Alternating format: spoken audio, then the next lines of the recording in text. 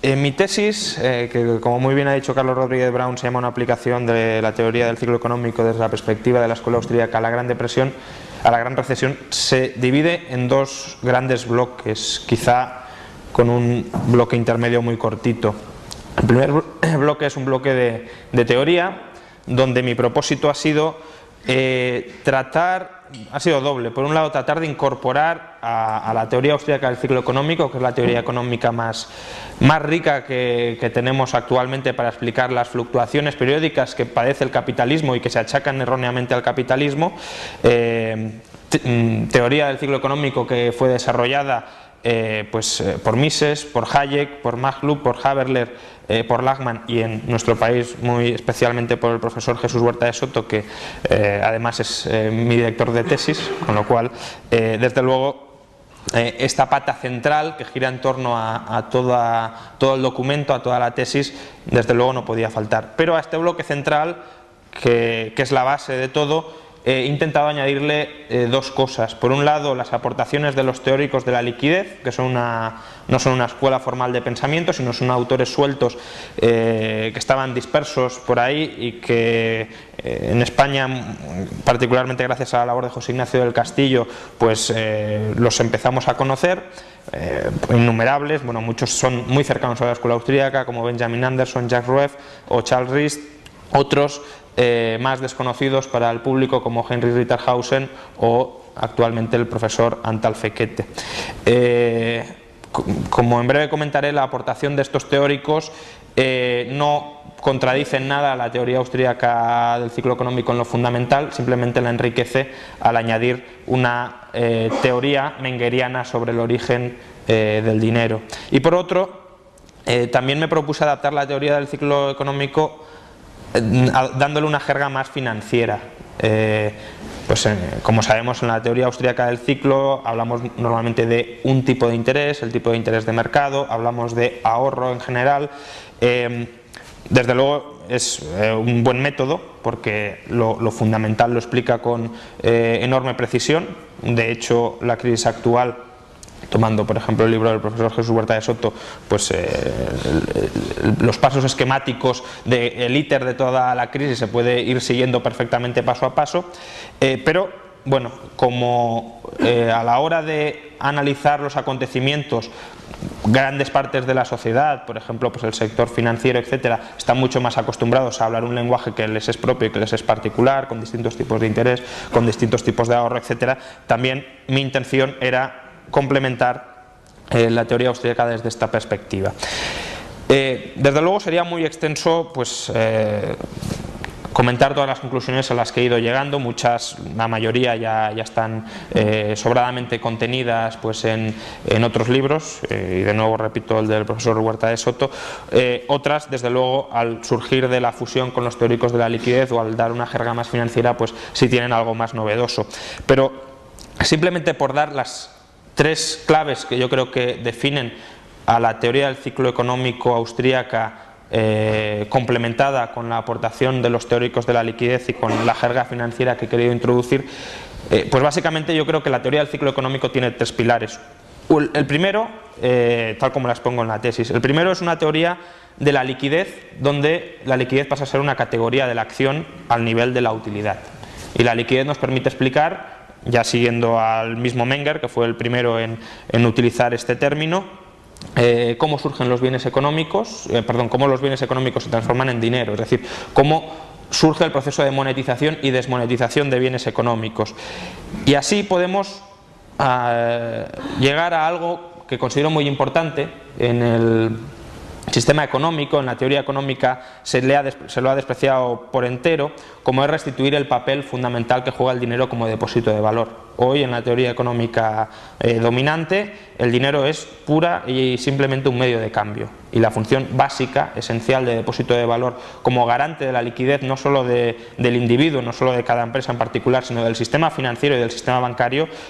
ha sido completamente abandonada. De hecho, gran parte de la teoría económica moderna se construye como un ataque a la función del dinero como depósito de valor, como un ataque al atesoramiento. Ya sea Keynes, ya sea Friedman, su gran obsesión, su gran al fin y al cabo, explicación última de por qué acaecen los ciclos económicos se debe fundamentalmente al atesoramiento, a no entender la función individual y social que cumple el atesoramiento en nuestras sociedades. El atesoramiento, ya digo, garantiza la capacidad de adaptación de los agentes a un entorno cambiante, a un entorno dinámico. Y eso es fundamental en un sistema tan complejo y tan interrelacionado y tan específico, especializado en conocimiento como es un mercado libre. Entonces, desde un punto de vista individual está claro que la liquidez permite a cada agente individual, es decir, contar con tesorería, permite a cada agente individual readaptarse rápidamente a los cambios en el mercado. Pero desde un punto de vista agregado no se ha entendido muy bien cuál era el papel que jugaba esa liquidez, porque lo que se ha venido a sugerir es que cortocircuitaba la transformación de ahorro en inversión, cuando en realidad el propio atesoramiento es una forma particular de ahorro, una forma de ahorro muy líquido, que a lo que lleva es, como trato de explicar en la tesis, a que se trasladen los factores productivos a sectores económicos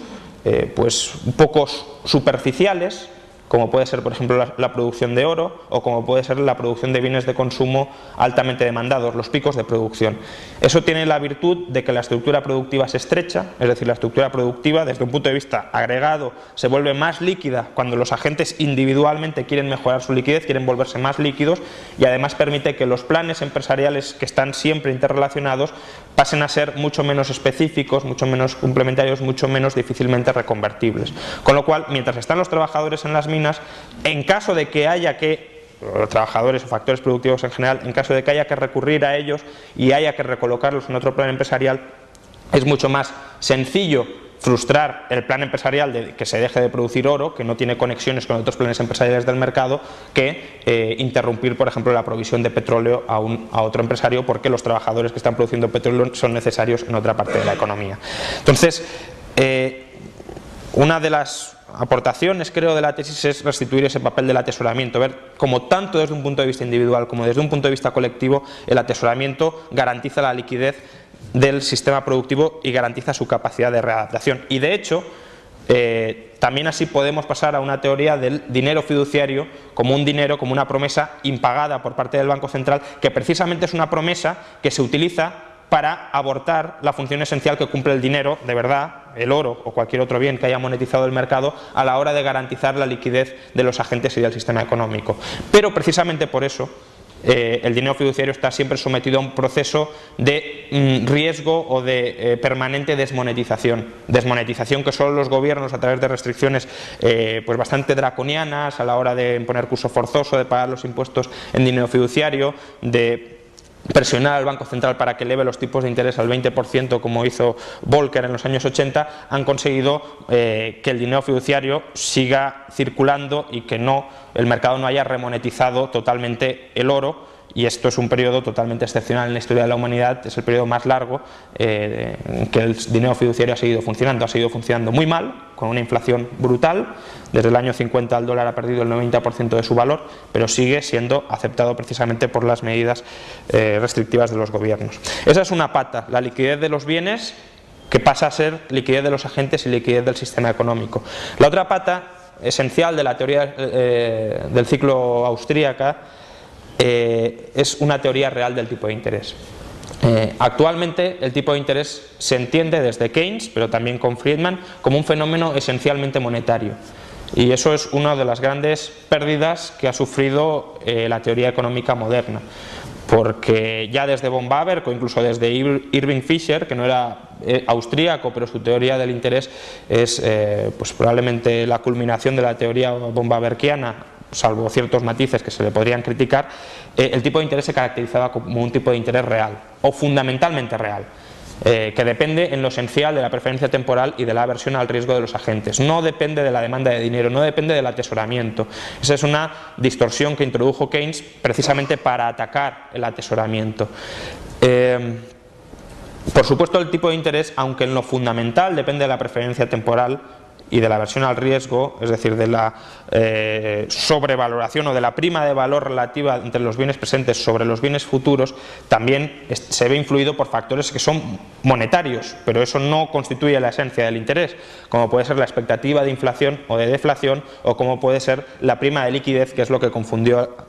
a Keynes. De hecho, la remuneración del atesoramiento, hemos dicho que el atesoramiento es una forma de ahorro que en su mismo acto ya se está considerando, se puede considerar una inversión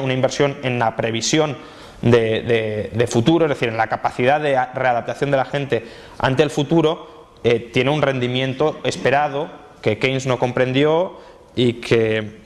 la escuela austríaca desde luego ha sabido apuntar muy bien, como es la capacidad de mantenerse líquido y por tanto el ahorro del coste futuro de tener que reestructurar planes empresariales liquidando con pérdidas los bienes de capital, es decir, renunciando en parte al plan empresarial que se está ejecutando. Y de hecho esta es la tercera pata fundamental de la teoría austríaca del ciclo económico, es la teoría del capital,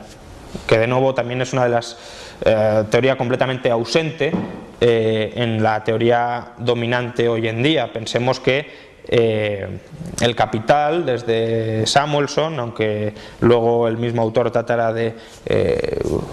elaborar otros modelos que creía que no tenían utilidad, se plantea como un shmu, es decir, como algo de plastelina que se está reconvirtiendo permanentemente y sin ningún problema de adaptación. La teoría austríaca del capital es realmente una de las joyas de la corona de toda la teoría del pensamiento austríaco. Yo lo que he intentado es integrarla tanto desde el punto de vista individual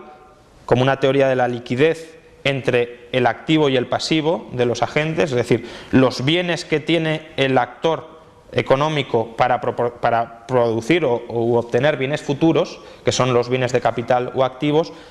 y las demandas que ese agente o esos agentes están haciendo de esos bienes futuros, como es el pasivo, es decir, las fuentes de financiación de esos bienes de capital. Y con eso pasamos a una estructura agregada de la producción, que es precisamente la agregación de todos los planes empresariales, de todos los activos o pasivos, que al fin y al cabo es lo mismo, desde otra perspectiva, de los agentes económicos. Bienes de capital que, como muy bien apuntó Lachmann, pues tienen unas propiedades muy peculiares, como son pues heterogeneidad. Keynes pensaba o asumía, no lo explicitó, pero asumía que los bienes de capital son homogéneos, difícil reconvertibilidad, especificidad, complementariedad, es decir, toda una serie de propiedades que hacen que los planes empresariales estén interconectados como en la estructura productiva del capitalismo, aunque no haya un plan, una mente pensante que dirija a todos los empresarios y los ubique en un sitio o en otro. Todos los planes están interconectados a través fundamentalmente del sistema de precios y de otras instituciones sociales, son complementarios. Y una vez ya hemos invertido nuestro tiempo, nuestros factores en una determinada forma del capital, de bienes de capital, es muy difícil o muy costoso reconvertirlas. Una cafetera no es lo mismo que un ferrocarril, por tanto, si hemos construido un ferrocarril o hemos construido una cafetera, no podemos pasar de uno a otro. Si hemos construido 2 millones de viviendas, no podemos ahora convertir ipso facto las viviendas en una industria exportadora que nos permita corregir nuestro enorme déficit exterior. Por tanto, desde el momento en que el capital tiene esta serie de propiedades y la estructura de capital puede adoptar una forma muy rígida, es por eso que la liquidez es un elemento esencial, porque es el contrapeso frente a esa rigidez, frente a esa inflexibilidad de los planes empresariales una vez se han adoptado las decisiones pertinentes para corregir y para readaptar marginalmente aquellos planes que vayan cambiando conforme vaya cambiando el entorno. De hecho, de estas 3 patas surge la teoría austríaca del ciclo económico, que básicamente es un proceso por el que los agentes económicos, especialmente los bancos, degradan su liquidez, descalzando vencimientos entre el activo y el pasivo, es decir, demandan bienes futuros, que es el pasivo, más pronto de lo que esperan producirlos a través del activo. Por eso invierten a largo plazo, las inversiones vencen en un futuro lejano y en cambio ellos están ahorrando, están esperando consumir mucho antes en el tiempo. De ahí que se hipertrofie la capacidad productiva para ciertos bienes futuros y se infraproduzcan otros bienes en un futuro más cercano. Y ese es el momento en el que tiene lugar pues la clave, ¿no?, de todo el ciclo económico austriaco, que es lo que Hayek llamó el efecto Ricardo. Y es que las industrias menos capital intensivas, con una mayor capacidad para producir bienes de consumo más rápido, en menor cantidad pero más rápido, obtienen unas primas de rentabilidad muy grandes, sus precios aumentan más rápidamente o caen más lentamente que las de las industrias más capital intensivas, con capacidad de producir mayor cantidad de bienes o de mayor calidad, pero en un momento más lejano en el tiempo. Y es por eso que cuando llegamos a este momento, cuando el crédito ha hipertrofiado las más capital intensivas y se filtra el crédito en forma de los bienes de consumo que estamos demandando, elevando la rentabilidad de esas industrias de bienes de consumo a corto plazo, es el momento en que se tiene que reconvertir la estructura productiva por fuerza. Hayek se planteaba que era absurdo pensar que este proceso se podía alargar sine die, porque decía que no tenía ningún sentido que en el momento en que más acuciantemente necesitáramos los bienes de consumo siguiéramos alargando la estructura productiva, que eso es postergar el momento en que obtendremos los bienes de consumo. Por tanto, la estructura productiva, que en un principio se había alargado por la manipulación de los tipos de interés, posteriormente, cuando los agentes manifiestan sus preferencias temporales y sus aversiones al riesgo reales en la economía, necesariamente se han de contraer para proporcionar lo más rápido posible esos bienes de consumo. Y aquí yo creo que juega un papel fundamental la demanda de crédito, que es también otro de los elementos que he tratado de introducir en la teoría austríaca del ciclo económico. Es decir, si la liquidez de los agentes ha llegado a tal punto en el que no es posible que se endeuden más, porque no están dispuestos, pensemos que cada vez que un agente se endeuda, por ejemplo, para consumir, está consumiendo de más hoy a cambio de consumir menos mañana. Por tanto, puede llegar un punto, y de hecho hemos llegado actualmente, en el que los agentes no estén dispuestos a renunciar a más bienes futuros para anticipar bienes presentes. Ahí los tipos de interés, por muy bajos que estén, no inducen nuevo endeudamiento. La oferta de crédito es muy barata, pero la demanda de crédito es nula. Entonces, si la demanda de crédito no quiere captar endeudamiento, los agentes no se endeudan de más. Esto es lo que Keynes confundió con la trampa de la liquidez. Pensar que los agentes no se endeudaban porque los tipos de interés estaban tan bajos que previsiblemente iban a subir en el futuro. Realmente no era así. Es decir, los agentes no se endeudaban porque habían llegado ya a su tope de endeudamiento. De hecho, la idea de Keynes de que teníamos que mantener un horizonte temporal muy prolongado en el que los tipos de interés fueran bajos, es decir, que se generaran unas expectativas de tipos de interés bajos durante mucho tiempo, como intento también demostrar en la tesis, es la solución contraria a lo que hay que hacer. Porque ahora estamos en un momento en el que hay que reducir el endeudamiento y con el mismo acto de reducción del endeudamiento hay que reestructurar la economía. Entonces, si los tipos de interés están bajos, los agentes, el incentivo que tienen no es a endeudarse porque no hay más demanda de crédito, pero tampoco es a amortizar deuda, porque los deudores a tipo fijo, cuando los tipos de interés están a cero, tienen que pagar hoy todos los tipos de interés futuros a los que se han comprometido, es decir, no pueden liquidar sus malas inversiones. Si habían endeudado, por ejemplo, al 5% para acometer una inversión que esperaban que les proporcionara el 10%, la inversión dejó de ser rentable por la dinámica del efecto Ricardo y ahora no pueden sustraerse al pago de esos intereses que son precisamente para haber realizado malas inversiones. Si los tipos de interés están altos, el acreedor tiene incentivos a aceptar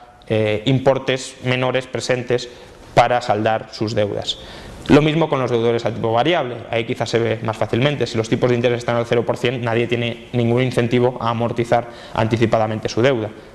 La deuda, cuando la amortizas, es para ahorrarte intereses futuros. Si tú esperas que los intereses futuros se mantengan durante mucho tiempo al 0% o muy cercanos al 0%, desde luego no vas a adelantar capital, no vas a adelantar tesorería, entre otras cosas porque la tesorería tiene valor, como hemos hablado, a través de la prima de liquidez. Entonces, bueno, esta es la perspectiva general de la teoría del ciclo económico que he pergeñado en la crisis. Luego, esta teoría la he adaptado en un capítulo muy breve, para analizar los instrumentos de financiación estructurada que han surgido en la última década, pues las titulizaciones, los pagarés a corto plazo de activos titulizados, los CDS o los CDO. No me voy a centrar en este análisis porque parece un juego de letras bastante complicado. Básicamente lo que trato de explicar es que en el caso concreto de las titulizaciones, para que sean sostenibles y no generen endógenamente un ciclo económico, es decir, una expansión del crédito no respaldada por ahorro real, los flujos de caja entrantes en las titulizaciones tienen que estar casados perfectamente con los flujos de caja salientes, que eso es lo que se pervierte con los conduits y otros instrumentos que trataban de arbitrar los tipos de interés a corto y a largo plazo, trataban de arbitrar la curva de rendimientos para aprovecharse del spread intertemporal. Y con este esquema teórico paso a analizar en la tesis y también ahora mismo la crisis económica en la que estamos sumergidos. Lo que trato de explicar es que la crisis actual comienza en el año 2001. En el año 2001 la economía mundial se abocaba a una fase de liquidación de malas inversiones. Si os acordaréis de la burbuja de las .com, la economía estadounidense estaba entrando en recesión, los agentes empezaban a amortizar deuda porque los tipos de interés estaban en el más del 6%, con lo cual esos tipos de interés habían de liquidar las malas inversiones previas. En ese momento tiene lugar el 11 de septiembre, lo cual agrava, acelera de alguna manera y añade desde luego nuevas distorsiones al proceso de ajuste de la economía estadounidense, y Alan Greenspan, que probablemente todo esto lo sabe perfectamente porque Greenspan fue un acérrimo defensor del patrón oro en su juventud y un estudioso de la teoría austríaca del ciclo económico, bajó los tipos de interés a mínimos históricos. Los tuvo un año al 1%, conjuntamente con el Banco Central Europeo, que los mantuvo 2 años al 2%. Esto generó un nuevo proceso de endeudamiento. Fue, digamos, el último empujón a la demanda de crédito que se le dio. La demanda de crédito ya había estado muy debilitada porque desde los años 60 el endeudamiento global de la economía ha venido creciendo en una huida hacia adelante que en algún momento había que liquidar, y la única forma que tuvo Greenspan de reanimar en esos ya últimos momentos la demanda de crédito fue colocando los tipos de interés a mínimos históricos. Esto incentivó a que los bancos comenzaran a endeudarse a corto plazo e invirtieran a largo, es decir, trataran de arbitrar la curva de tipos de interés, endeudándose a los tipos de interés a corto plazo y prestando a los tipos de interés a largo plazo, provocando un aplanamiento de la curva, es decir, reduciendo artificialmente los tipos de interés a largo plazo. No solo los bancos, también las aseguradoras, también los bancos de inversión, que no son propiamente bancos, también los vehículos de titulización, etcétera. Todo eso incrementó muchísimo la oferta de crédito, la demanda respondió, familias y empresas empezaron a endeudarse masivamente y se endeudaron sobre todo para adquirir pues, o bienes de consumo muy alejados en el tiempo, porque una vivienda al fin y al cabo es una corriente de servicios de habitación que se prolonga a 30 o 40 años vista, sobre todo con hipotecas, cuando están las hipotecas a 30 o 40 años, y también pues, otros tipos de bienes de consumo duradero o de bienes de capital en el caso de las empresas. Se empezó a sobreinvertir en una capacidad productiva muy alejada del consumo y de los bienes de capital más cercanos al consumo. La culpa de esto, como tantas otras veces, se le ha echado a los chinos, al ahorro chino. La teoría que más o menos está cuajando lo que nos dice es que los chinos se pusieron a ahorrar masivamente, buscaban rentabilidades extraordinarias y como no las podían obtener dentro de su economía porque se ve que no está creciendo, trataron de buscarlas en Estados Unidos. Entonces exportaron masivamente capital a Estados Unidos e invirtieron en titulizaciones hipotecarias, en deuda pública, etcétera, lo cual deprimió los tipos de interés a largo plazo. La realidad es muy distinta. Lo que tradicionalmente se llama ahorro chino es el crédito de la Reserva Federal, o del sistema bancario estadounidense, mejor dicho, que se filtra fuera de las fronteras de Estados Unidos, llega al Banco Central de China. El Banco Central de China, es decir, compran productos chinos los estadounidenses, importan, el Banco Central de China coge los dólares, monetiza los dólares, es decir, imprime yuanes contra los dólares y luego, en lugar de quedarse los dólares como reserva respaldando en líquido los yuanes que había impreso, los reinvierte en la economía estadounidense, que es donde se pueden reinvertir los dólares. Con lo cual los tipos de interés a largo plazo bajaron porque la expansión crediticia del sistema bancario estadounidense le volvió como un boomerang. Y obviamente, si el Banco Central de China imprimió yuanes y reinvirtió en dólares, ahí no hay ahorro por ninguna parte, porque los chinos seguían consumiendo con los yuanes que se habían recién impreso y los estadounidenses seguían invirtiendo con los dólares que les habían llegado de vuelta de China. Esto es lo que Jacques Rueff llamaba en Bretton Woods el pecado monetario de Occidente, pecado monetario que desde que se terminó de romper la última ligazón que teníamos con el patrón oro solo ha hecho que agravarse.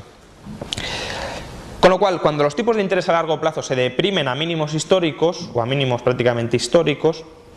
la demanda de crédito, como digo, resurge y se sobreinvierte en viviendas, sobre todo en viviendas y en otros bienes de consumo duradero. Esto obviamente genera un boom productivo en estos sectores, empiezan a atraer factores productivos, los factores productivos empiezan a percibir rentas, por ejemplo salarios pagaderos con las inversiones de esas viviendas, empiezan a consumir o a invertir y desarrollan sectores conjuntamente o alrededor de la burbuja original. Esto es algo que mucha gente no entiende de la teoría austríaca del ciclo económico. Paul Krugman siempre está protestando de que si miramos la economía estadounidense está toda en crisis, no está solo aquellos estados que hubiesen recibido prioritariamente el crédito de los bancos. Realmente el crédito, como muy bien ya ha entendido Cantillon, se va filtrando por toda la economía, con lo cual yo siempre pongo un ejemplo muy sencillo. Si se construye un piso con crédito artificialmente abaratado, los salarios de los obreros que están construyendo el piso dependen de ese crédito abaratado. Por tanto, si un señor se monta un bar al lado del piso, aunque reciba dinero contante y sonante, en última instancia es dinero que procede del crédito abaratado. Por tanto, cuando se cortocircuite el crédito, la obra se interrumpirá, los trabajadores se irán al paro y el señor del bar dejará de vender bocadillos o cafés o lo que vendiera. Simplemente porque en última instancia, aunque no lo viéramos, ese señor estaba percibiendo rentas del crédito artificialmente expandido. Entonces se expanden ciertos sectores que son los más alejados del consumo, pero otros se dejan sin expandir. Entre otras cosas porque son más cercanos al consumo. Es el caso de las materias primas. Las materias primas parece que sea el final de toda la cadena productiva y en cierta medida lo son, pero en otro gran porcentaje desde luego no lo son en absoluto. La gasolina que ponemos en los automóviles es un bien muy de consumo. Entonces en esos sectores no se invierte, entre otras cosas que se había sobreinvertido en la década de los 70 y todavía había en la década de los 90 una capacidad ociosa muy grande, no se invierte prácticamente, con lo cual esos sectores no mantienen el ritmo de crecimiento con respecto a los sectores de la burbuja. Consecuencia, se empiezan a generar cuellos de botella, especialmente en el sector de las materias primas. Resultado, las materias primas entre 2003 y 2007 se disparan de precio. Ahora estamos escandalizados por el aumento de los 2 últimos años, desde 2009, donde pues llegaron a una cima, pero entre 2003 y 2007 los precios de las materias primas aumentaron más. Ya no digo en la burbuja que se generó después, como ahora comentaré. Entonces, conforme van aumentando los precios de las materias primas, es evidente que hay que reestructurar la economía, que no se pueden seguir produciendo viviendas, en España es clarísimo, cuando tenemos carestía de petróleo, carestía de cobre, carestía de hierro, carestía de zinc, etcétera, carestía de bienes que necesitamos pues para terminar de hacer el tendido eléctrico de las casas, etcétera.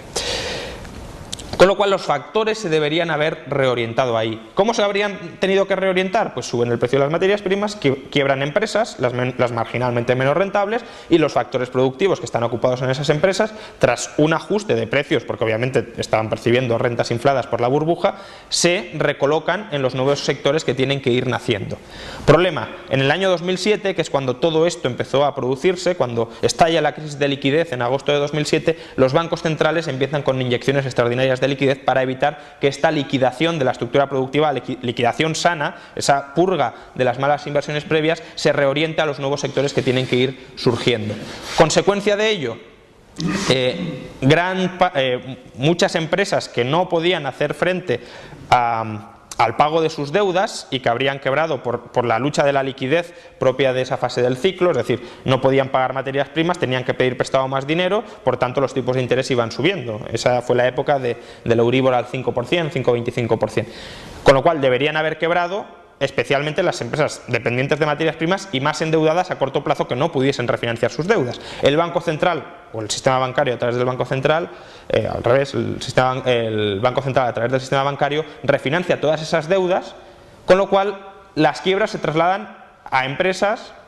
que no tenían ni siquiera por qué estar endeudadas. Entre 2007 y 2008 se genera una alza brutal en el precio de las materias primas precisamente porque se evita la entrada en fase de liquidación de la economía. Con lo cual se siguen demandando materias primas sin que partes de la estructura productiva se reajusten.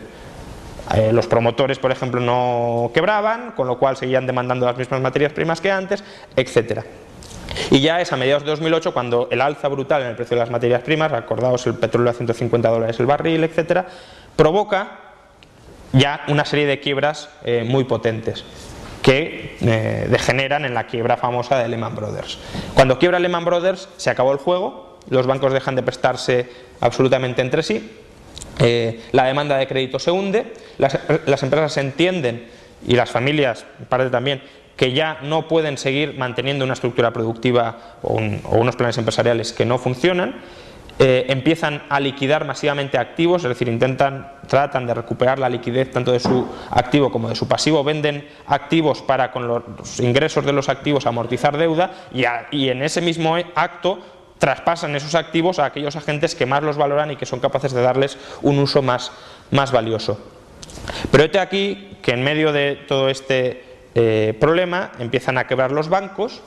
el Estado y el Banco Central actúan en comandita para rescatar al sistema bancario. En ocasiones se trató de una simple refinanciación porque los bancos son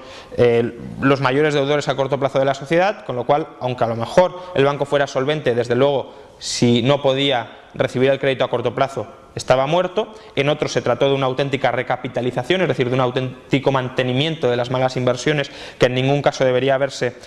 producido. Y después de este rescate bastante mal hecho, se podría haber hecho peor desde luego, pero en general estuvo mal hecho, del sistema bancario, empezamos con el año 2009, cuando la demanda de crédito ya se ha hundido totalmente, cuando la economía está en la parte más baja del ciclo, todos los agentes están liquidando, nadie está consumiendo, todos están ahorrando para recuperar su liquidez y poder reconstruir la estructura productiva, y en ese momento a los estados no se les ocurre otra genial idea que estimular la economía a través del déficit público. Consecuencia, la reestructuración de la economía que debería haberse producido a través de quiebras o a través de inversiones en bienes de capital complementarios a los ya existentes no se produce, o se produce en mucha menor medida. Los estados logran recolocar a las empresas que ya habían perdido toda su demanda porque eran las más capital intensivas las que producían los bienes de consumo de manera más tardía, y por tanto las que sobraban en la economía para que pudiesen hacerlas menos capital intensivas.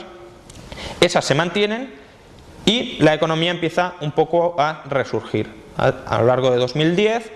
y llegamos al momento actual. Y el momento actual es un momento en el que las materias primas están volviendo a aumentar de precio simplemente porque el reajuste no se ha llevado a cabo de manera completa. Falta incrementar de manera muy notable la provisión de materias primas y los estados han abortado ese reajuste a través de sus planes de estímulo y a través de la política monetaria expansiva que también llevan los bancos centrales, sobre todo la Reserva Federal, a través de los sucesivos quantitative easings. Entonces, se ha mantenido la demanda en una estructura productiva que no tenía un problema de demanda. Se piensa que no se consume o no se gasta suficiente. El problema es que se quiere gastar mucho más en bienes de consumo o en bienes de capital cercanos al consumo de lo que nuestra estructura productiva está adaptada para producirlos. El problema es de oferta, o al menos de oferta con respecto a la demanda. No es que consumamos demasiado poco, es que consumimos demasiado para nuestra capacidad productiva. Con lo cual, estimular aún más el gasto en estructuras productivas que no permiten producir bienes de consumo los más demandados en este momento, que son especialmente materias primas. En España probablemente para desapalancarnos tengamos que invertir en industria exportadora que ayude a reducir el déficit exterior, es decir, tenemos que atender a la demanda de los consumidores extranjeros. Pues mantiene estructuras productivas caducas, desfasadas, muy dependientes de las materias primas, y sin embargo no se ha invertido lo suficiente en ese cuello de botella, no se han llevado allí los suficientes factores productivos para incrementar su provisión y para permitir que la economía vuelva a crecer de manera sana. Y esto es básicamente, de manera muy resumida, lo que da de sí mi tesis doctoral.